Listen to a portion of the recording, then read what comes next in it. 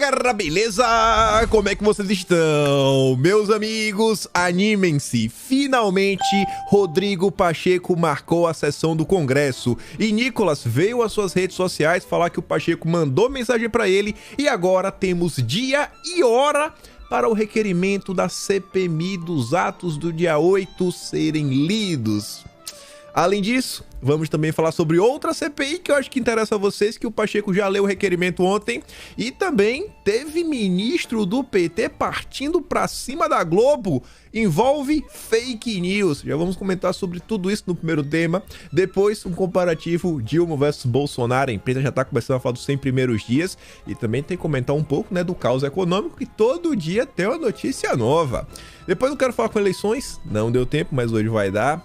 Quero falar do senhor Guilherme Boulos, quero falar da senhorita Tabata Amaral, mais uma galerinha da esquerda e também falar da turma da direita. Algumas notícias até bem interessantes e também algumas movimentações do que o Centrão já está fazendo que não só visam 2024, mas 2026. Depois vamos falar do Jair, que para quem falou que flopou, né, tentaram mentir para a população. Ele ontem foi buscar a Laurinha, o vídeo circulou na internet, né? O cara é popstar demais, só que eu não quero falar sobre isso, né? Eu quero falar também sobre a inelegibilidade, quero falar sobre o Cássio Nunes Marques, nosso ministro aí, né? Ele CAC e outras coisas. Enfim, alguns assuntos interessantes que envolvem o Bolsonaro, mostrar um gráfico pra vocês e algumas coisas que até aconteceram nos Estados Unidos que eu acho que tem relação. Depois eu quero falar do Dilma e do Soros, algumas coisas que estão acontecendo no Brasil também, que vocês vão botar a mão na cabeça, envolve o judiciário. E se der tempo, quero encerrar. Se não tem tempo de comentar amanhã, porque o tema é mais longo. A Simone Tebet ontem estava falando do imposto verde. Criar um imposto verde. Mais uma confirmação, vocês vão ver o que ela está aprontando. Mas vamos começar. Pacheco marca a sessão do Congresso para dia 18, após a viagem lá para o Oriente. O Globo comentou sobre o assunto, mas eu acho que a jornalista Camila Turtelli, ela não sabe interpretar texto. Eu acho que ela comeu mosca. Mas independente disso, ao confirmar essa missão oficial, na próxima semana, faremos a sessão do Congresso Nacional ao meio-dia do dia 18, terça-feira. Inclusive permitirá melhor quórum do que numa sexta-feira ou numa quinta-feira à tarde, né? De modo que acho que pode ser mais producente para garantir o quórum da sessão do Congresso Nacional. Disse o Pacheco em resposta ao Flávio Bolsonaro, isso lá no Senado. E aí veja agora, a jornalista coloca a fala do Pacheco aí no segundo parágrafo, mas eu acho que ela não soube interpretar o que o Pacheco estava falando. Ela fala assim, ó, o parlamentar, no caso o Flávio Bolsonaro, havia pedido a leitura do requerimento de instalação da CPMI do dia 8. Pacheco, porém, disse que a sessão do dia 18 será reservada para apreciar vetos e PLNs. Será que o Pacheco falou isso? Será que o Pacheco falou não pro Flávio Bolsonaro? Eu acho que a Camila precisa voltar para a escolinha, né? Tem umas aulas de alfabetização e interpretação de texto. Porque veja a fala do Pacheco na íntegra. Há uma relação de vetos que devem ser apreciados nessa sessão do Congresso Nacional. O líder do governo no Congresso Nacional já está cuidando com os líderes para que tenhamos uma sessão do Congresso proveitosa. Além da leitura do requerimento, além de ler o requerimento da Comissão Parlamentar de Inquérito, além de ler, né, o requerimento da CPMI, além disso, nós também, né, a apreciação também dos vetos e de um PLN que deve ser encaminhado, que será encaminhado esta semana para reajuste dos servidores públicos. E além disso tudo, também seria muito importante aproveitarmos o ensejo da sessão do dia 18 para esta apreciação. Então, conto com a presença e o quórum de todos. Mas a jornalista da Globo ela não sabe nem interpretar texto, o próprio texto que ela coloca. Tá ali, ó. Além da leitura, né, ele vai fazer isso e outras coisas. A gente vai ler aqui o requerimento, mas além disso, pô, também quero ver os vetos, também quero ver o PLN. Camila, a turma da Globo tá ficando pior a cada dia, viu? Vocês estão muito preocupados em passar pano pro governo, estão comendo mosca. E aí o Nicolas Ferreira vem para as redes sociais para confirmar, ó. Senador Rodrigo Pacheco acaba de me enviar a seguinte mensagem, abre aspas. Assim confirmar a missão oficial na próxima semana, designarei a sessão para meio-dia de terça-feira, dia 18. Então tá aí. Hoje é dia 5 de abril. 95 dias de desgoverno, sem picanha, mas finalmente temos um indicativo. Faltam 13 dias. Daqui a 13 dias vai ter a leitura. Tem depois aquela fase, né, para instauração, etc, tudo mais. Será então que podemos esperar aí no meio de junho? Acho que o Alckmin já vai até se empolgar, né? Acho que o Alckmin vai ficar empolgado. E eu não coloquei a notícia aqui, porque ela é bem treitosa. Deixa aí de sugestão para os deputados lerem a coluna do...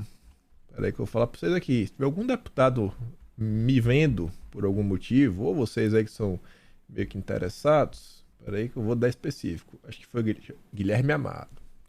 O Guilherme Amado, vocês vão ver uma notícia lá, que envolve o Inominável. O cara falou que se ele estivesse à frente e ele tivesse apenas 50 PMs, ele teria impedido os atos. E ele disse que faltou o comando. Se realmente quisessem ter impedido, poderiam ter impedido. E por que eu estou falando isso? Quando a gente olha os últimos documentos que inclusive foram apresentados, mostrando que o diretor-geral da Polícia Federal mandou umas mensagenzinhas, né, alertando algumas coisas para o ministro da Justiça e Segurança Pública, a gente se questiona. O cara, né, não vou nem falar dele, quem sou eu, inominável, falou, se eu tivesse 50 coisas. Então, o ministro da Justiça tem muito mais do que 50 policiais ao seu serviço. Ele ainda fala que só precisa de 50 PMs. Acho que vale aí, né, um questionamento, trazer isso, questionar o ministro se ele não poderia ter evitado. Mas deixa aí só de sugestão, que o Zero tá lá na conta do Guilherme Amado.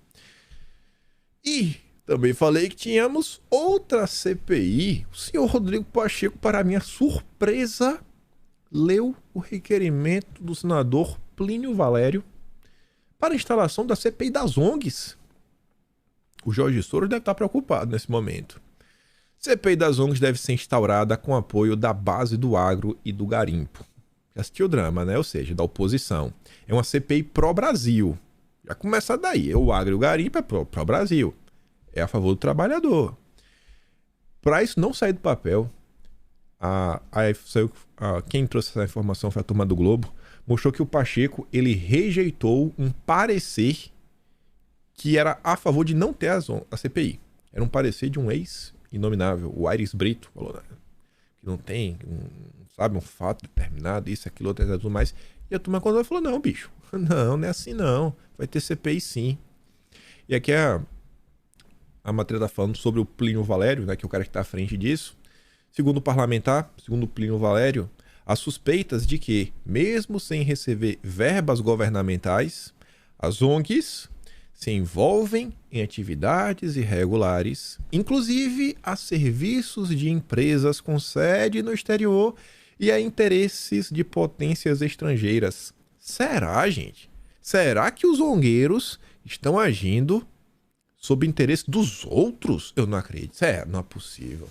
Só falta me falar aí que tem ONG que recebe dinheiro aí de governo, tipo governo americano, né? O Partido Democrata com o dedo surdo. Não é possível. Eu vou ficar surpreso. Não, a turma só quer proteger a Amazônia, pô. Isso é só pelo bem do mundo. É o pulmão do planeta. Esqueci até disso.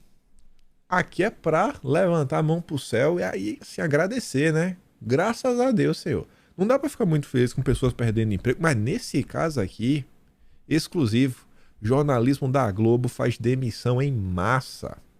Em massa. A demissão chegou à Globo. Ao todo, 15 profissionais foram demitidos apenas ontem. Os cortes atingiram os salários mais altos, que estariam incompatíveis com o mercado, segundo o órgão. É esperado ainda que mais nomes sejam demitidos nos próximos dias. Será que é por isso que a Mira Leitão tá passando aquele pano, né? Pra garantir o dela? Não sei.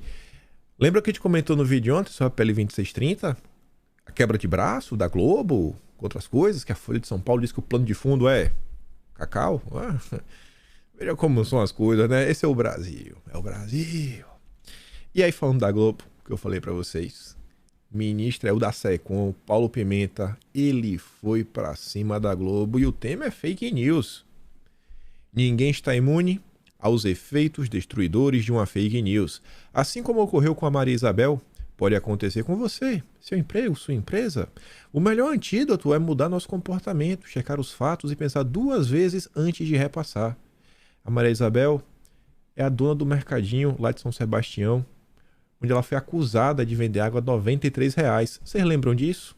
Se vocês não lembram, eu vou registrar essa história para o último dia.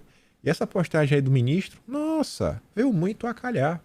Porque essa postagem dele vai aparecer lá na frente. Tá aqui, ó. Isso daqui já é um recorte do que vai estar no Atlas de fevereiro. Não assim. O de fevereiro já vim bem diferenciado o layout dele. Aqui é o que eu vou fazendo no Word em casa sozinho, né? Mas tá lá, ó. Água por R$ 93, macarrão por 20, café por quase 30.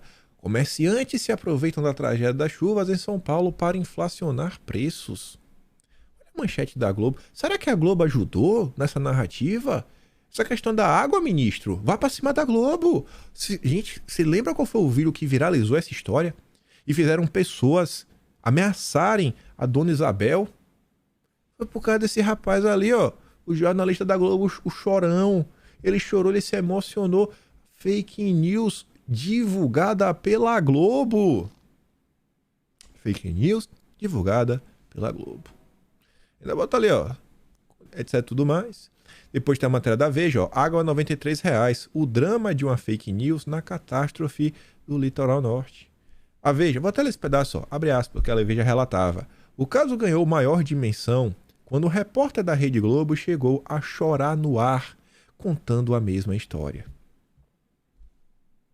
Pra cima deles, ministro. Pra cima da Rede Globo.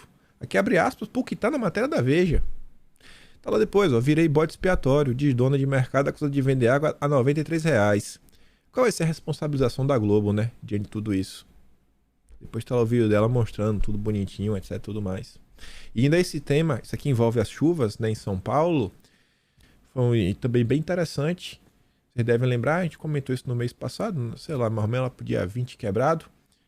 A Globo fez uma queima de arquivo na questão das chuvas. Aquele jornalista que estava falando sobre a previsão do tempo, né? Mandando ninguém se assustar. Não, não se espante, fique de boa. É só isso daqui. E a Globo apagou o vídeo. Porque ele minimizou a situação, né? A previsão do tempo. E talvez pessoas, se tivessem visto, fossem realmente alertadas. Talvez algumas pessoas deixassem de viajar. Talvez tivessem se precavido, né? Se preparado para o pior. A Globo fez pouco com uma previsão do tempo que se mostrou uma tragédia, uma catástrofe. A Globo tem que ser responsabilizada. Vai estar registrado. Dependendo de mim, tudo vai estar registrado. Atlas Brasileiro, kimpaim.com.br. Você pode ter acesso. Dia 15 de abril, saiu de fevereiro. Todo dia 15. Isso está sendo bom, porque assim, quando for dia 15, né? A gente vai entregar, eu já vou, obviamente, começar o de março. E aí, como o mês de março já encerrou todo, e aí o mês de abril meio que já tá andando, aí você já consegue escrever sabendo um pouquinho da história no futuro. Então, para escrever isso ajuda demais. Acredite se quiser. Mas vamos lá. Vamos que tem mais coisa. Vamos falar do Dilma, né, do caos econômico que o Brasil vive. Haddad tá querendo virar meme. Haddad falou o seguinte: o Brasil vai ter um choque. Choque de crescimento em 24. Foi um choque elétrico, né? Com reforma tributária e combate às distorções, diz o Haddad. Chegaremos até o fim do ano com as reformas necessárias para o Brasil ter crescimento sustentável.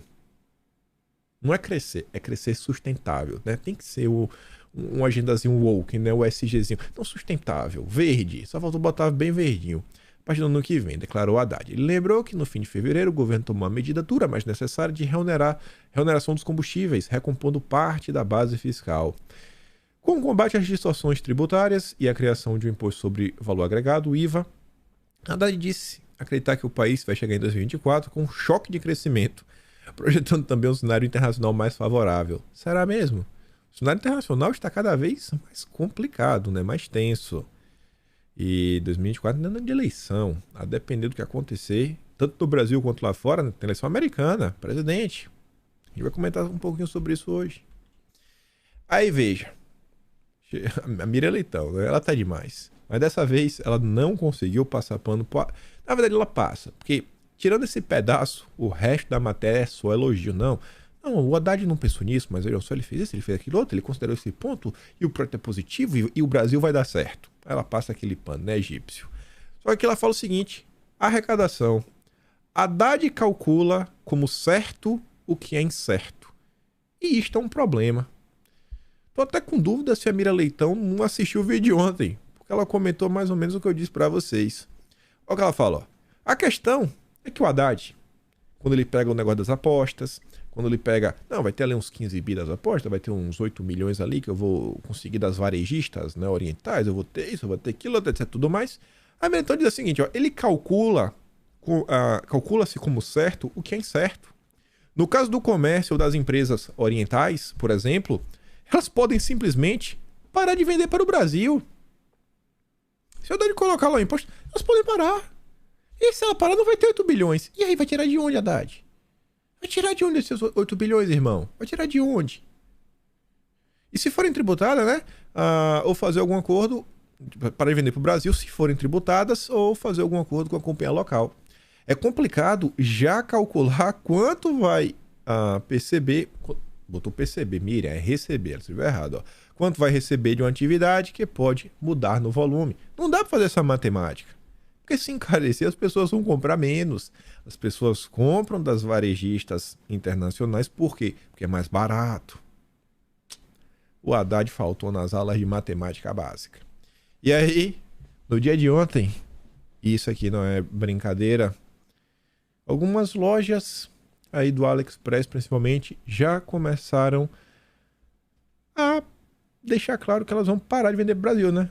Não é que deixar claro, elas já pararam de vender para o Brasil. Aqui são duas matérias, ambas abordam bem a questão aí de peças para computadores. Você vê ali, ó. Devido a taxas alfandegárias altas, o AliExpress começa a suspender vendas no Brasil. E a oficina da NET diz, ó, fim do kit Xeon. Empresas do AliExpress suspendem vendas no Brasil. Né? O Xeonzinho básico ali, o processador, galera, comprar junto com a placa-mãe, um kitzinho baratinho, montar um computadorzinho para brincar em casa. Né? Nesse momento aí que o Brasil tá meio complicado, o cara não pode nem sair de casa para não ser assaltado. Tá aí. Pelo visto, os brasileiros não são os únicos que sofrem com problemas nas importações. As lojas orientais cansaram dos abusos alfandegários e suspenderam vendas de hardware para o Brasil. Parabéns, Haddad. Parabéns. Parabéns. Mas a gente já aprendeu, né, pessoal? Pobre não come computador. Chupa. Chupa, seus invejosos. Classe média fascista. Aqui, ó, classe média fascista. Não sabe que o pobre passa, tá preocupado com computador, com hardware, né? Com roupinha. Classe média fascista. É o que essa galera é na visão da esquerda. Aí vem, ó. Isso é meio complicado. Mais ou menos, né? Inflação do miojo. Alta de custos encarece até o símbolo maior da comida rápida e barata. Irmão, pobre não come miojo. Miojo é comida de classe média fascista. Não come. Pobre faz macarrãozinho, que é mais barato, um monte de porção. Pobre não come miojo. Tô nem aí. Aprendi com a Miriam Leitão. Preço do aluguel dispara em 17%. Maior alta desde 2011. Pobre não come casa, irmão. A imprensa fica aí com essas matérias idiota. Pobre não come casa. O problema é comida. Tô nem aí. Tá aumentando. Vocês estão ligando? Vocês não ligam, tenho certeza. Gasolina. Vocês estão se importam com gasolina? Com roupa? Com miojo? Aluguel? Não, tá de boa. Tá de boa. Pobre não come aluguel. Pobre não come casa. Pobre não come miojo. Pobre não come computador. Pobre não come roupa. E falando em pobreza, mas aqui sem ironia agora, você vê como são as coisas, ó. Banco Mundial elogia a gestão da pobreza do Brasil na pandemia. E o elogio deles é extremamente objetivo. Dá para ser quantificado. O motivo deles elogiarem o governo Bolsonaro. Eu até poderiam colocar o seguinte, né? Banco do Brasil elogia gestão do governo Bolsonaro, né? Durante a pandemia, no combate à pobreza. Podia colocar na manchete, né? Porque se fosse com Dilma, com certeza ia ter. A pandemia reverteu uma década de progresso na redução da pobreza na maioria dos países da América Latina e Caribe, não no Brasil. No Brasil, não. Não. Bolsonaro não deixou. Entrou em campo. Teve auxílio para a população. Teve algum tipo de... Teve alguns auxílios, né? Diferente aí para o empresariado. Segurou as pontas. Foi o exemplo para dar o direcionamento e falar, cara, não dá para ficar isso tudo fechado desse jeito. Tudo que tinha que ser feito, o cara fez. Tudo. Até para quem queria tomar 20, tava lá. Os primeiros países do mundo a aplicar. E... Vocês conhecem essa história, né? Melhor do que ninguém. Tá aí, ó. Essa é a realidade dos fatos. A realidade que a imprensa adora distorcer, como essa notícia, né? Eu já sabia que ia entrar essa notícia. Os 100 dias de governo em 2023 e os de 2019. Olha o subtítulo. Com Bolsonaro, caíram 2 ministros e Bebiano avisou. Essa matéria é do Hélio Gaspari. É uma passada de pano ridícula. E aqui você vê a distorção de fatos a seu belo prazer para tentar ajudar o seu lado ideológico. Na próxima semana, Dilma vai chegar aos 100 dias de governo. Como fazem quase todos os governos, a data será comemorada com promessas e propaganda. Contudo, olha agora. A melhor comemoração desses 100 dias está na comparação do mesmo período com os de seu antecessor. Nos primeiros 100 dias foram demitidos 2 ministros. Cara, isso daqui não é para comemorar. Isso daqui é botar a mão na cabeça e falar, meu Deus do céu. Meu Deus do céu. Porque quando se fala de 2 ministros, 2, era o que o Lula tinha que ter feito ainda em janeiro. Talvez na primeira semana. Por quê? Por quê, Kim? Ué, por quê? Vocês lembram das matérias que começaram a sair lá para dia 3, 4, 5, 6, 7... Até o dia 8 estavam saindo as matérias. Todo dia estava saindo. Sobre a ministra do Turismo, a Daniela Vaguinho. E a turma, aquela... batia muito mais do que uma foto. Assim, que a ligação era muito mais do que uma foto. Grupo que a esquerda acusava Bolsonaro de ter ligações. Começa com Mi. No meio da palavra tem Li. E termina com Cia. Eu acho que o Lula tinha que ter demitido. E o Juscelino, ainda no mês de janeiro, o Juscelino tava aí nos jornais com a história da estrada. A estrada que passava, né? Que passa, na verdade, a estrada desapareceu por 8 fazendas da família.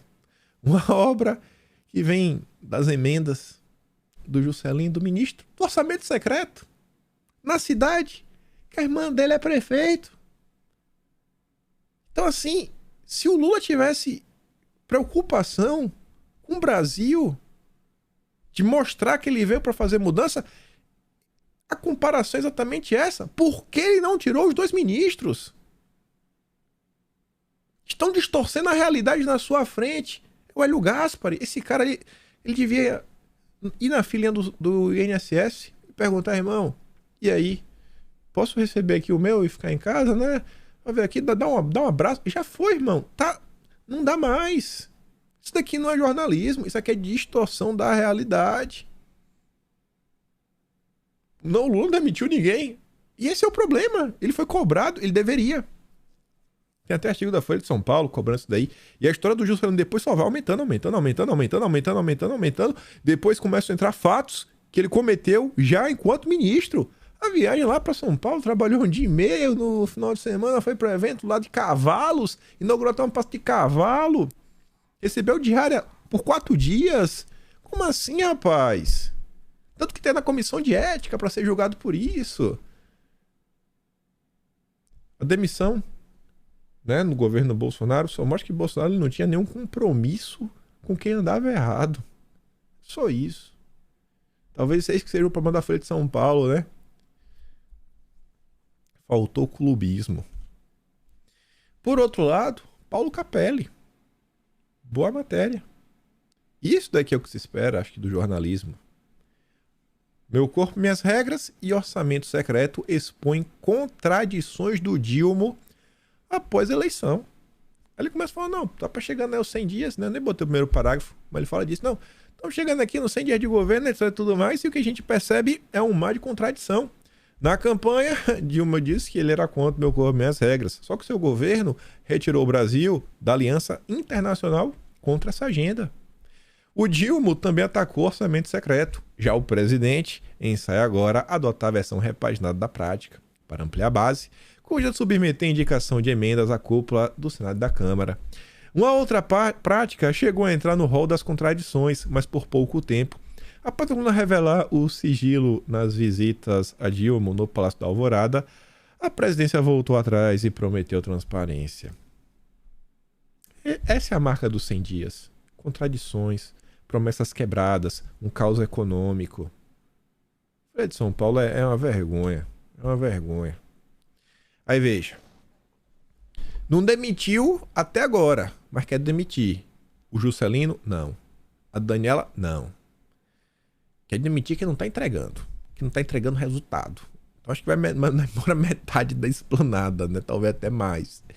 Então o bastidor fala o seguinte, ó. É possível que a reforma ministerial ocorra antes dos 6 meses de governo. Avaliou o interlocutor frequente do Dilma. Qual o motivo? Bom, a irritação do presidente com seus ministros. Ele tem pressa para entregar melhora na vida das pessoas, consequentemente manter-se popular. Quer ser popular, tá ruim, tá percebendo. Desde março, o bastidor vem informando a insatisfação do Dilma com o desempenho de alguns ministérios. Acha que faltam ideias, falta iniciativa e quando há, o auxiliar age de maneira atabalhoada sem passar pela coordenação do governo.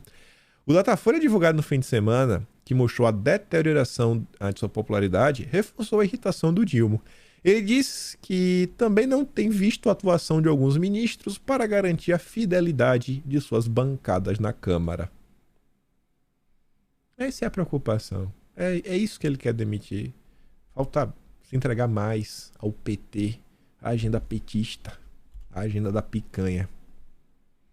Mas vamos falar de eleições. Tem 2 dias que eu estou querendo falar sobre isso. E vejam só. Vocês estão ligados já que teve aquele vídeo do Datena. E às vezes é bom quando o tempo vai passando, que vai surgindo mais coisas, assuntos vão juntando. Hoje em dia eu não me estresso mais. A gente também ficava chateado. Falei, pô, não deu pra falar. Mas eu sei que sempre é uma boa causa. Perceba uma coisa. As questões que envolvem eleições 2024, as notícias elas já começaram a se intensificar a partir de fevereiro. A partir de fevereiro já começaram a sair várias notícias falando sobre o que o Boulos vinha fazendo, o que o Ricardo Nunes vinha fazendo. E aí falava um pouco de partidos e sempre batendo na tecla da cidade de São Paulo. A cidade de São Paulo é assim, a joia da coroa da eleição no ano que vem. É o maior, sabe, o maior, não sei se é o curral eleitoral, mas enfim, é a cidade com o maior número de eleitores. É o 3º maior PIB do Brasil, só perde pro PIB do próprio estado de São Paulo e o PIB do Brasil inteiro. É basicamente você tem mais poder sendo governador de São Paulo do que você sendo, sei lá, um governador de um estado. São Paulo é um gigante, né? A cidade de São Paulo, sozinho, é um gigante. E aí a gente tem algumas certezas. Qual uma delas? O Boulos é candidato. Qual a segunda certeza? Que a esquerda quer ganhar a todo custo. Qual a terceira certeza também? Que o Boulos já está no segundo turno. Isso daí pra mim já tá certo, tá pacificado. E aí eu comentei com vocês, cheguei a fazer um dossiê na época, falando, ó gente, olha esses movimentos, olha como as coisas estão se movimentando. Falei de algumas figuras, inclusive, próximas do Boulos, um amigo dele, um advogado, ligado num grupo aí, que inclusive a esquerda reclama bastante, parte da esquerda na verdade reclama, esse amigo do Boulos aí, que é advogado, que o Moro foi trabalhar quando saiu do governo, agora tá com uma parceria com o Reinaldo Azevedo, fazendo várias entrevistas, né, botando assim um pezinho na imprensa, e a galera manda bem, a galera sabe trabalhar. E aí estão com tudo. O Boulos vai ter uma estrutura, mas sem igual. De todos, já foi escolhido como o abençoado. E aí, o que eu venho percebendo é que a imprensa não só está dando espaço para o Boulos, como a imprensa ela vem ajudando a construir uma narrativa, que o grande ponto da narrativa é que o Boulos é moderado. Esse é o ponto. O Boulos é moderado. Qual é o grande calcanhar de Aquiles do Boulos? A verdade. Que verdade é essa? Que o cara é o cara do MTST. Tocava o terror. Esse é o Guilherme Boulos. E aí no final de semana deu mais entrevistas pra Veja. Você vê que os últimos dias estava direto na CNN. CNN também virou lá o curralzinho do PT, né? Aí, sua entrevista aqui pro Sérgio Quintela na Veja. Boulos defende a destituição de Campos Neto. Essa era a manchete. Aí chega lá e pergunta pelo seguinte, ó. Como tem sido a experiência parlamentar e como vê a dificuldade do governo formar a maioria? Tu acha que ele vai responder sobre o governo formar a maioria? Não. Olha a resposta do cara. Na minha atuação como parlamentar, já apresentei um primeiro projeto de lei de combate à fome, de cozinha popular. Minha meta é aprová-lo neste mês. Já falou logo de um projeto para fisgar o pobre. Eita, comida. Me tornei líder do PSOL, sou membro de 4 comissões, como a CCJ, Fiscalização e Controle. A minha meta é ter atuação parlamentar intensa.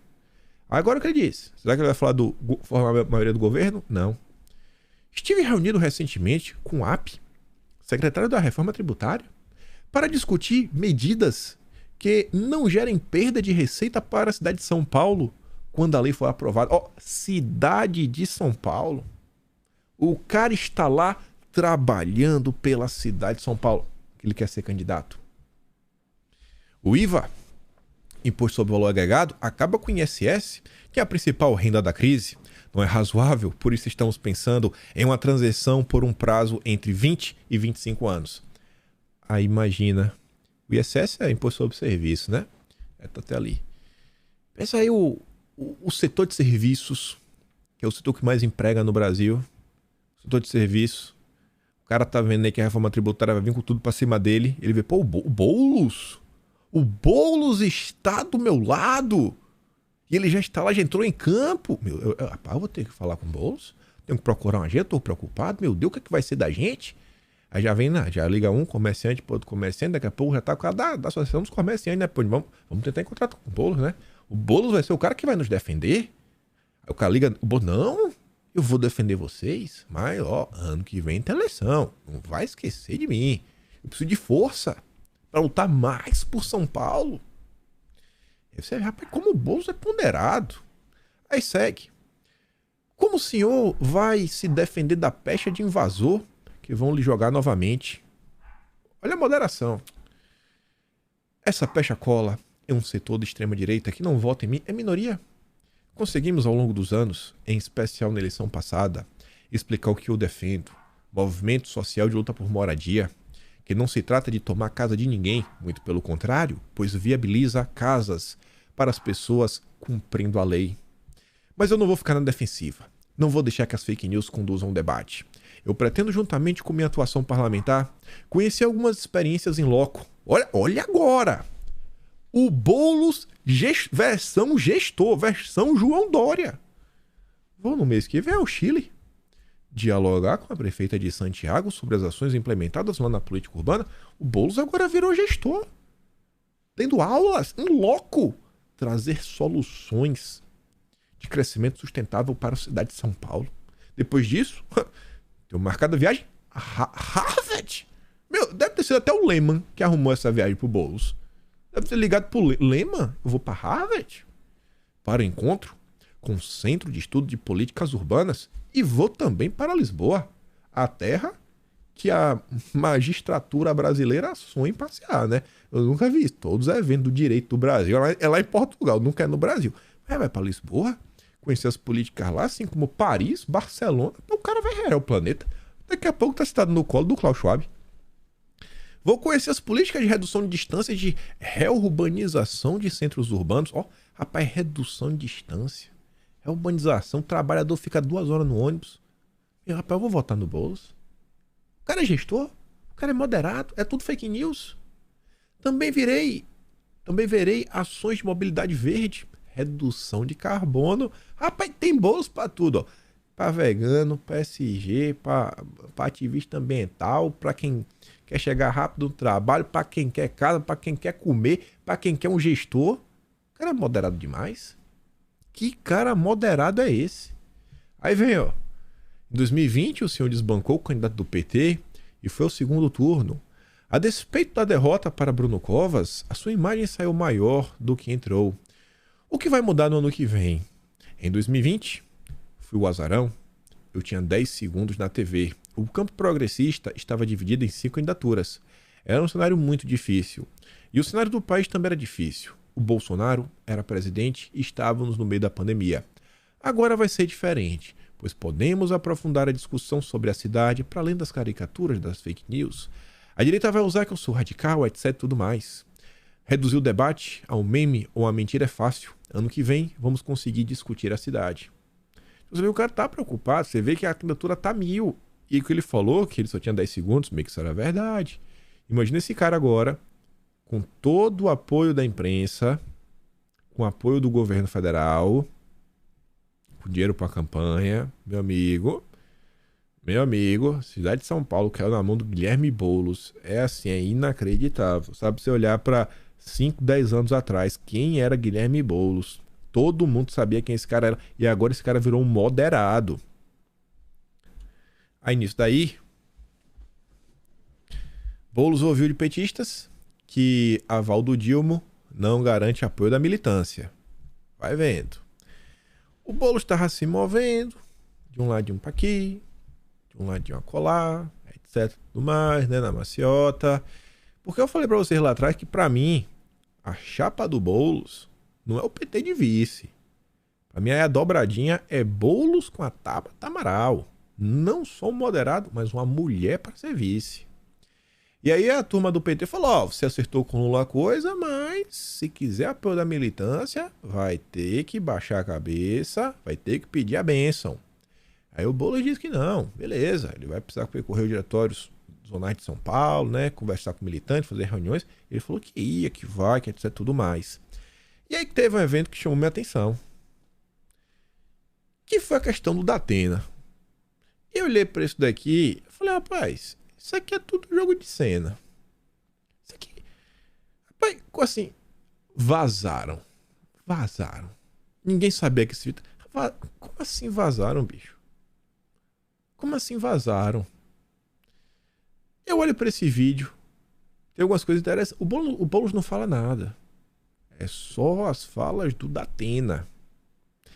E aí você percebe, o Datena implora para ser visto do Boulos, mostrando o quê? Rapaz, o Boulos é um candidato muito forte. Vamos nos tornar uma chapa imbatível. Então, já levanta a bola do Boulos. Por outro lado, o Datena sempre desiste no final. Se o Datena poderia ter alguma chance de ter, sabe, um pouco mais de robustez em sua candidatura, quem sabe pegar um voto mais à direita, sem direita ali, implorando para ser visto do Boulos, ele já perdeu esse voto. Então assim, você isolou o Datena com esse vídeo. Você isolou o Datena, levantou o Boulos e ainda fez com que grande parte da turma da esquerda, grande parte, eu fiquei dando uma olhada na repercussão lá nas bolhas da esquerda, vendo os comentários lá na postagem do Brasil 247, viu o que o pessoal tava falando. Você acaba por jogar o Boulos mais próximo do PT. Mas e aí, Boulos? Vai ser o Datena ou o teu vice? Não vai ser ninguém do PT? Vai descumprir um acordo? Não sei nem se tem esse acordo, né? Mas e aí, vai descumprir esse acordo? Então, acabou colocando a pressãozinha no Boulos. Agora tu quer me falar que vazar, eu não sabia o que é porque tá sendo gravado, tava óbvio. Isso aqui foi tudo planejado. A solução final, não sei, mas esse vídeo aqui, aí fui pego de surpresa, só voltou a falar que era uma câmera clandestina e que não sabe quem foi que gravou. Pelo amor de Deus, né? Aqui não foi numa festa, aqui foi na casa deles. Aí tá lá, ó. Datena pede para Boulos peitar Dilma e sugere serviço do PSOL. Datena afirma a Boulos que o PT não vai aceitar vitória do deputado e que partido iria tomar nabo caso fosse uma chapa conjunta, chapa imbatível. Aí fala o seguinte, que o presidente do PT de São Paulo reage a vídeo do Datena e Boulos. E o vídeo falou que não, isso aqui, nossas relações com o Boulos não mudou. Você pode ver, o Boulos calado, ele não falou nada. Tava só ouvindo, tava sendo educado. Aí o Kiko Seleguin, né, presidente do PT de São Paulo, falou o seguinte, a coluna do presidente do PT afirmou que a opinião de Datena sobre o partido não importa. O apresentador é um porta-voz do bolsonarismo. Seleguin ressaltou ainda que Boulos é um aliado. Ainda fica nessa, né? Vai ficar aí, ó, esse bicho não era bolsonarista e o Boulos é a mesma coisa. Ainda tem essa, né? Ainda fica querendo tirar a direita de besta. Datena nega aliança com Boulos e critica vazamento. Canalha. Canalha, né, Datena? Ele tem um acordo com o PT, que por acaso é o partido do Dilma, para que a vice seja dele, do PT. Eu disse, Boulos, olha, se você quiser uma composição comigo, você tem que falar com Lula. Esse é o detalhe. Agora, se você não puder me ter como candidato a vice-prefeito, vai ter do lado um candidato que vai concorrer com você com chances até de ganhar, se nós estamos empatados. Em seguida, a Datena chamou de canalha quem esteve na casa de Boulos e gravou parte da conversa para, segundo ele, prejudicar o deputado federal e o apresentador. Foi na casa do Boulos, gente. Não é estranho. Aí o vídeo foi vazado. É, tá bom. Vídeo vazado. Aí depois vem o Boulos, ó, todo bonitinho. Não, olha só, nesse sábado, é o Datena, o Craque Neto e eu estavam com outros amigos corintianos, meu convite para o jantar no Campo Limpo. É uma conversa informal sobre futebol e política. Lamento profundamente que alguém tenha vazado uma conversa privada na tentativa de criar polêmica. É o Bolsa Maior, né? Colocando panos quentes como quem não quer nada. Aí o Datena vai falar, ó, pô, mais uma vez. Ele disse que a chapa seria fortíssima em seu programa. O Datena levou pra TV. O Datena citou uma pesquisa eleitoral que aponta um empate técnico entre ele e Boulos. E por isso, a aliança poderia levar uma vitória nas urnas. Seria, assim, uma chapa forte. Só que acho que não é isso que a turma quer. A turma quer isso daqui, ó. A turma quer isso daqui. Essa é a chapa da esquerda. É a chapa woke. O Boulos é o candidato dos wokes. Tem a bênção internacional para assumir a cidade de São Paulo. PT tenta minar acordo com Boulos e PSB quer Alckmin atuando pró-Tabata na disputa pela prefeitura. A turma do PT tá falando que não, olha só, temos que lançar candidato nosso, que o bolsonarismo tá vindo aí, vou mostrar para vocês o que eles estão falando. Não, o bolsonarismo tá vindo aí, temos que lançar candidato nosso, etc e tudo mais. Eu acho que talvez, nesse ponto aqui, a turma do PT, na verdade, é com medo da hora H ser traída pelo Boulos e nem com a vice ficar. A base partidária mais lá, o Dilma, já se movimenta, visando 2024, e projeta uma divisão que pode colocar o petista e o Alckmin em palanques diferentes. Mesmo após o Dilma ter declarado que o seu candidato era o Boulos, o PT resiste publicamente à ideia de não ter candidato próprio. Inclusive o PT às vezes pode estar fazendo ideia até para pressionar o Boulos, né, a realmente ter alguém do PT. No PSB, aliados próximos a Alckmin pedem que ele se empenhe no ano que vem numa possível candidatura da Tabata Amaral. Aí vai fazer a composição em nome da democracia. Tabata Amaral e Guilherme Boulos. Essa é a chapa dos sonhos da esquerda. Chapa dos sonhos. Aí veja. Risco de perda de prefeitos faz PSDB acelerar a formação de federação com Podemos. Aqui sai na mesma linha do que a turma do PSB e do PDT estão fazendo, a tentar unir, né, em torno de uma federação. Com medo de perder filiados para legendas maiores, o PSDB, que já é federado da cidadania, tenta acelerar a possível federação com Podemos ainda no primeiro semestre deste ano, como forma de sobreviver às eleições de 2024. Apenas se deve ao fato de prefeitos da sigla já terem sido cortejados por outros partidos, como o PL republicanos, em estados como São Paulo, a principal reduto tucano. Vão ter 5, 6 partidos no máximo na próxima eleição. 5, 6 partidos. Se você ficar isolado, acabou. Exatamente porque o pessoal pensa na frente, na questão de fundo partidário, de tempo de televisão. Disse o líder do PSDB no Senado, o Isalci Lucas. Isso não é errado, isso tudo aqui está sendo proposital. Essa ideia dessas barreiras, né? Agora até esqueci o nome. Nossa. Essas barreiras, né? Que você bota uma barreira para você ter acesso a fundo partidário, uma barreira para ter isso, barreira para ter aquilo, outra. Escrevi agora o nome. Cláusula de barreira. Pronto. Cláusula de barreira e o fundão, ambas são ideias do Fernando Henrique Cardoso, que ele criou isso daí para direcionar o Brasil para se tornar, né, um semipresidencialismo. Isso aí vem lá atrás, 2017, mais ou menos, o Fernando Henrique Cardoso já falava sobre isso. Tudo programado. Cada dia menos partidos. Cada dia menos partidos. Cada dia menos partidos. E o partido, no final do dia, quem decide muita coisa é o presidente, né? É o cacique, é quem manda.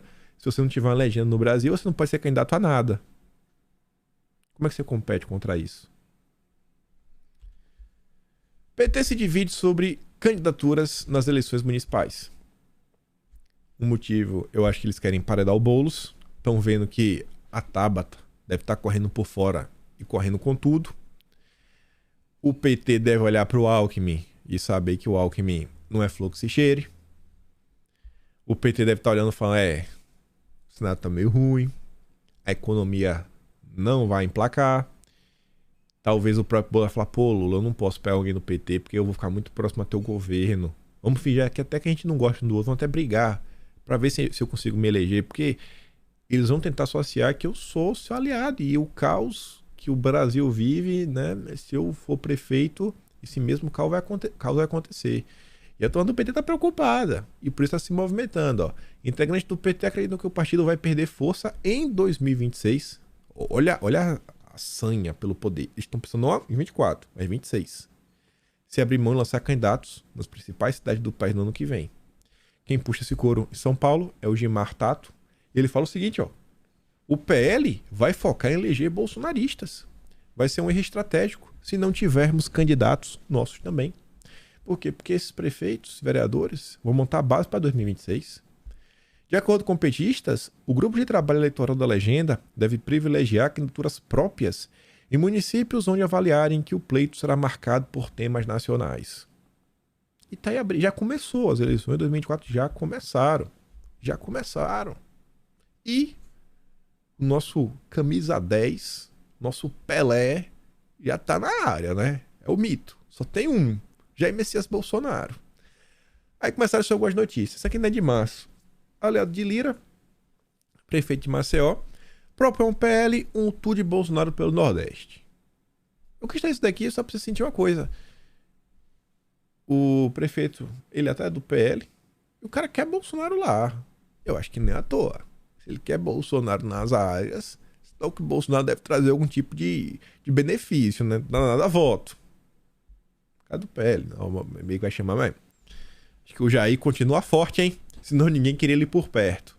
Só até as notícias, nem coloquei aqui, que Bolsonaro se encontrou com Valdemar e aparentemente o plano inicial são pelo menos 2 viagens por mês. Já a partir de agora, começar a rodar o país, começar a movimentar as coisas, deixar a esquerda maluca. Mas tá lá, né? Iniciar um tour pelo Nordeste ainda neste ano, por Maceió, capital do estado. Segundo aliados, a proposta foi levada por Valdemar, que gostou da ideia. Não sei se vai começar por lá. As notícias que saíram nas últimas horas dizem que o Bolsonaro vai começar a rodar pelos grandes centros. Começar São Paulo, Rio, Minas Gerais. Isso daqui eu não comentei no vídeo ontem, mas estava aí. O Lauro Jardim postou a nota falando que Bolsonaro, né, não foi trabalhar, não foi dar expediente. E aí Bonorinho postou lá no Telegram dele mostrando, bicho, fake news. Fake news. Lauro Jardim não passa de um fofoqueiro fantasiado de jornalista. Desde as 10 horas da manhã estou na sede do PL, mas brevemente estarei por esse Brasilzão todo, sem lhe dar satisfação do que estiver fazendo. Jair Bolsonaro. PL descarta integrar bloco do Lira na Câmara. Isso aqui é outra coisa que está rolando. Depois desse bloco do MDB, PSD, Republicanos, PSC, que tem 142 deputados, agora o Lira quer trazer para perto União Brasil, PSB de bola mesmo, do Alckmin, o PDT, o Avante e mais um partido. E queria ver trazer o PL também. O PL falou que não. Não combina, né? Tá lá. A hipótese porém descartada, pois o PL, que hoje representa 20% da casa, teria de dividir os espaços que tem direito com os sócios, né? Então não é jogo, né? O PL é muito maior. Muito maior. Acho que essa bancada ela seria a maior de todas, seria 160 e poucos deputados. Mas vamos falar mais especificamente do Jair, a vida dele, né? E o que ele representa. Falar da questão da inelegibilidade. Mas antes, tava passando ontem no Twitter e vi esse recorte aqui do José Genuíno, lá no Opera Mundi, o Breno Altman, amigo do Disseu. Disseu tá sumido, hein? Tá sumido. Cadê o Disseu? Será que ele tá bem? Não sei. A Elisa que postou esse vídeo. Escuta isso aqui, ó. Mas ele não está derrotado nem batido. Ele tem base social, tem adeptos, tem articulação política, inclusive dentro do Congresso Nacional, e ele vai querer se articular pela extrema-direita para fazer oposição, ao seu modo, ao governo Lula. Portanto, nós não podemos imaginar que ele está demolido, não. Ele tem que ser combatido politicamente, não apenas juridicamente, mas nós não podemos menosprezar o potencial político que ele ainda tem na sociedade brasileira. E, ao mesmo tempo, a gente entender, o bolsonarismo, ele é produto, ele é filho do neoliberalismo. Para combater o bolsonarismo, nós temos que combater o neoliberalismo. Para combater o bolsonarismo, nós temos que tensionar com essa direita gourmet que parte dela está apoiando o nosso governo.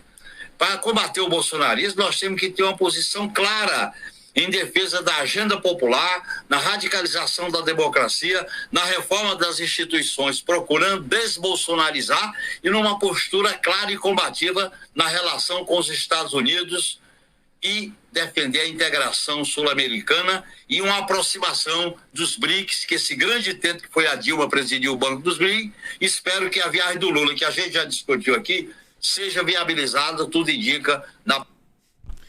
Bom, ele fala que tem que combater os Estados Unidos. O Dilma já virou vassalo. Vassalo. Tem uma história sobre o BRICS que eu li esses dias. É meio complicado de explicar. Mas, em síntese, aquela tal carta que o Dilma não quis assinar lá da Cúpula das Américas agora, semana passada com Biden, disse que não ia assinar porque era meio que a gente usa. Mentira total. Um analista da esquerda, ele se debruçou sobre isso ao longo da matéria. Ele fala que a Globo reproduziu fake news. O que ele fala é o seguinte: o Dilma colocou 2 pontos. Falou que ele não ia assinar, porque ele não pode concordar com o conteúdo. E o outro ponto que ele não queria fazer era porque ele falou que não era o quórum certo para discutir a situação. E aí o cara pega um texto lá que foi votado na ONU, que o PT assinou, a ANGU, acho que é assim, uma coisa assim. O cara assinou, aí o cara pega a versão em inglês, pega com o que estava na Cuba da Democracia, aí ele compara. Ó, compare esse parágrafo com esse parágrafo. É o mesmo texto. Se o PT assinou um, mas não assinou... Como assim assina um, mas não assinou outro? Essa história que era... são contra a Rússia. Balela! Aí depois fala, não era o quórum específico que o Dilma falou que tem que ser discutido na ONU. Ele fala, olha o que aconteceu no G20, a discussão sobre esse tema, que o Dilma foi lá, etc e tudo mais, e assinou. Então, peraí, no G20 podia, não era só na ONU? Então, mais uma coisa que não encaixava. E depois ele saía, uma análise aí que vem na turma da esquerda, mostrando que isso daqui é balela. O que tem por trás dessa história de não querer assinar, não é nada para falar que eu não sou coisa. E ele vinha mostrando que vinha sendo desenhada toda uma estratégia para no final do dia melindrar a Índia, para parecer que o PT é mais pró-Rússia do que a própria Rússia e que a Índia, e colocar a Índia numa situação sensível perante a comunidade internacional para tentar gerar um atrito interno dentro dos BRICS. Uma coisa assim, rapaz, o Dilma tá quase um agente desestabilizador do sul global, né, do mundo multipolar. E a esquerda tá aí se enganando, não, olha só, etc. Mas vamos voltar para Bolsonaro, né? Aqui é só umas coisas que eu ando lendo ultimamente para relatar para vocês. Voltar para Bolsonaro, o Genuíno fala o óbvio. O cara tá aí, tá forte, tem militância. Olha como algumas coisas são interessantes. Ele quer falar que Bolsonaro é o neoliberalismo, é o filho do neoliberalismo. Não, Bolsonaro é o filho do Brasil. É um cara preocupado com o Brasil, com a nação brasileira. A turma neoliberal, e aí que vem a preocupação do Genuíno, é a direita gourmet, que ele chama. É o PSDB, é a União Brasil, sabe? É o MDB, é o PSD do Kassab, é toda essa turma. E ele falando, não, quem tem que romper com essa... Não, vocês estão juntinhos até o talo. O PT tá fazendo tudo ao contrário do que o Genuíno tá falando. O cenário para 2024 e para 2026, a direita se organizando minimamente, rapaz, mas tá muito bom. Se organizando minimamente tá muito bom. Por quê? Porque tá o caos do lado de lá, a população já tá vendo. Essa coisa dessas lojinhas, né, Shopee, AliExpress, o preço das coisas subindo, aluguel subindo, o salário mínimo não aumentando, muita gente sendo cortada do Bolsa Família. Gente, isso tá impactando demais. Tem muita gente aí puta da vida com o que está acontecendo no desgoverno. É só olhar o próprio Datafolha. Aí nesse cenário, olha, aí também vê os espertos, né? Os neoliberais, vamos falar assim. Em entrevista, Ciro Nogueira diz que Tarcísio e Zema são opções a Bolsonaro e que Michele pode ser vice. Tá meio fora de contexto o que ele disse, mas é mais ou menos assim mesmo que ele falou, mas também fora de contexto. Aí lá pra tanto pergunta pra ele, né, que ele fala, não, eu vou ser oposição a esse governo, não estarei com o PT em momento nenhum, estarei na direita, estarei apoiando o Bolsonaro em 26, o que ele apontar, estarei com ele. Aí a turma fala, pô, mas tu era petista no passado, Ciro Nogueira? Você não integrou a base da esquerda? Aí ele fala assim, ó, temos um campo da direita e um campo da esquerda. Sou muito mais à direita do que Bolsonaro no que diz respeito à liberdade econômica. Não tenho tanta aproximação nessa pauta de costumes. Armamentista. Ciro Nogueira é liberal na economia e liberal nos costumes. Isso aqui é até o papo que a gente teve ontem, né? Que eu falei, gente, por que não podemos ser conservadores na economia e conservadores no costumes? Por que na economia não pode ser conservador também? É isso aqui. É a turma aí que fica no laica, né? Que se pudesse, no dia que sair da política, é capaz de trabalhar no BTG. Pelo amor de Deus, né? Mas vamos lá para a parte política. Só queria trazer porque achei interessante complementar o vídeo. Estava programado, na verdade, para falar isso no vídeo de ontem. Caso Bolsonaro fique inelegível, quem vai liderar a direita? Essa primeira frase, eu acho que ele tá certo. Eu não acho que esse aqui ele falou para agradar. Eu vou trazer números para mostrar que eu acho que ele tá certo quando ele fala sobre isso daqui, ó. É mais fácil um Bolsonaro injustiçado eleger um presidente do que ele próprio ganhar em 2026. Não é que Bolsonaro não tem chance. É o seguinte, se Bolsonaro for injustiçado, isso vai ser tão forte que, meu amigo, vai dar ruim. Vocês vão criar um monstro que vai destruir vocês. Ninguém vai admitir que um presidente, por conta de injustiça, seja tornado inelegível. Não, a galera não vai engolir isso. Vai pegar muito mal. Aí depois pergunta, né? Quem é a principal alternativa na direita? Ele fala, os principais nomes são Tarcísio, Zema, né? Temos a Tereza Cristina, Ratinho Júnior. O que eu escuto falar é que o PP estaria louquinho para trazer o Zema para partido. Tanto o Zema quanto o Tarcísio. Acho que talvez seja até por isso que ele está fazendo esses elogios. E aí, para provar em números, vi essa postagem ontem. Gustavo Castanho, esse cara é filiado até ao PDT. Não sei se estão acompanhando, mas basicamente o Trump tá preso, né? Tic-tac, Trump preso amanhã. O procurador lá, amigo do Soros, basicamente decretou que o Trump tá preso, lá em Nova York. Esse gráfico aqui é a comparação das primárias, né? Nomeação, né? Nomination. Quais são as primárias? Lá nos Estados Unidos, tem uma eleição interna no partido. Quem vence essa eleição vai disputar a final, né? É um turno só, é um contra o outro, né? É o Biden versus o Trump. Olha como estava o gráfico. Ó. Você vê que o tempo ia passando. Aqui era mais ou menos julho de 2022.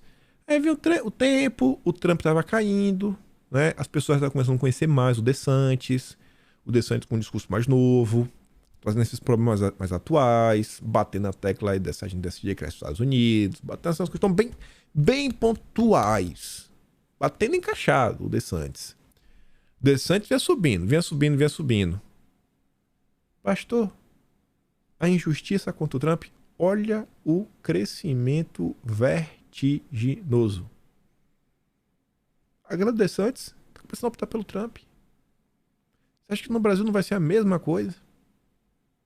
Se forem tentar, na mão grande, sem uma justificativa plausível, dar uma rasteira em Bolsonaro, eu acho que vai causar esse efeito aqui. A população falar, irmão, estamos vendo o que está acontecendo no Brasil, quebraram a economia, inflação lá em cima, PIB lá embaixo, desemprego nas cucuias, e vocês deixaram o Bolsonaro inelegível? Rapaz, eu fui enganado uma vez. Duas não. Quem é o candidato do mito? Quem é mito? Diz aí, é esse aí, vou votar no candidato do mito. Vou votar. Só vai olhar o número, é 22, vai apertar 22 pra tudo. 22, só pra não ter erro. Eu acho que vai por esse caminho aí, viu? Acho que a turma não tá medindo. Na verdade, a turma está medindo. Olha só. Olha as preocupações no Datafolha. Sério mesmo, vocês acham que isso aqui é o tipo de pergunta que você paga pra ter numa pesquisa? Metade dos eleitores brasileiros defende que Bolsonaro se torne inelegível. 45% são contra. A turma tá vendo. Essa metade, Datafolha, é 20%. Datafolha, que erra todas, pra ajudar o Lula, 20%. E aí você vê, ó, pela primeira vez em 34 anos, Bolsonaro terá que responder por seus atos. Então, se metade ainda acha, né, a metade do Datafolha ainda acha que Bolsonaro não fez nada de errado, cabe à imprensa subir o tom. Precisa criar um cenário favorável para puxar o tapete de Bolsonaro, sem que haja, né, uma comoção nacional.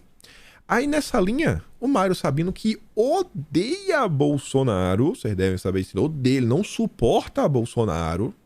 O Mário Sabino escreveu o seguinte: Bolsonaro pode ficar inelegível? Tudo depende do que será melhor para o sistema, de pesos e contrapesos do grupo que dá as cartas em Brasília, cujas conveniências são próprias e nem sempre coincidentes com as do país. Manter Bolsonaro presidenciável é mais adequado ou menos adequado do que transformá-lo em Marte da Justiça? Uma condenação não fortaleceria ainda mais do ponto de vista político, garantindo ao seu campo ideológico uma dose extra da força eleitoral? Isso é bom ou ruim? De outro ângulo, é mesmo salutar para quem dá as cartas tirar do ringue o maior adversário eleitoral do Dilma? Não seria mais interessante mantê-lo na luta? Aí depende da composição de forças. A turma do PT, eu tenho certeza que prefere o Bolsonaro. Não por nada, mas porque a turma do PT sabe, se a terceira via lançar um candidato e não tiver Bolsonaro, a Globo, a Folha, a Veja, o Estadão, o Metrópolis, os influenciadores digitais, Felipe Neto, todo mundo vai para a terceira via e o Dilma. Capaz do Dilma só ter aliança no dedo, né? E ele olhar para ele tá sozinho. Se tiver a terceira via, o Dilma vai descobrir quantas pessoas realmente gostam dele. Capaz do PT largar o Dilma. Capaz do PT. Só falta isso para a Globo romper de vez e trabalhar, pisar no acelerador pro Alckmin assumir. Só falta isso. Só a garantia que não vai ser Bolsonaro. Não tendo... Eu vou pisar no acelerador. E aí, veja como são as coisas. Temos o fator Nunes Marques, que pode gerar ainda... Pode elevar a temperatura ainda mais um pouquinho. Ainda que tornem Bolsonaro inelegível. E eu fiquei prestando isso daqui. Achei interessante. Por quê? Estão falando que vai ser 5-2. Beleza. Mas...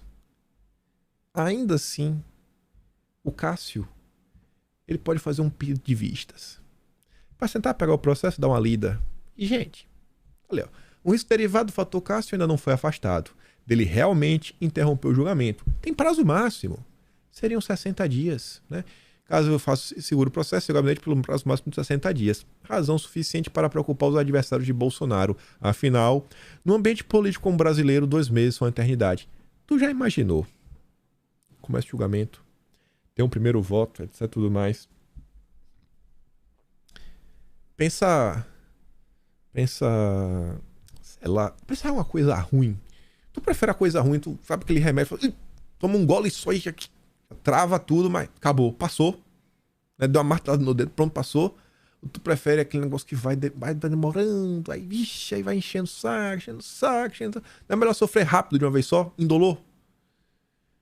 Tu já imaginou, começou o julgamento. Tem um voto, quanto voto a favor?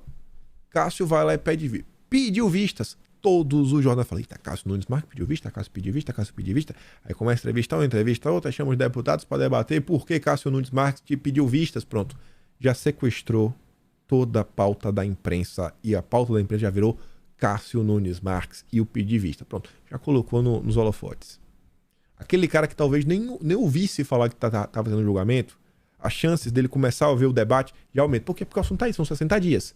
60 dias de treta e a galera comentando e briga de um lado e briga do outro e que Cássio tá passando um pano pra Bolsonaro, que não, que o Cássio tá certo, que é um golpe Bolsonaro, que não é. Pronto, acabou. A imprensa volta a falar de Bolsonaro. Quem não é visto não é lembrado. O cara já é o mito, o cara já tá pra cima e pra baixo, por onde passa, arrasta multidões. O maior popstar do planeta Terra. Me desculpa, não é passando pano, é apenas uma constatação.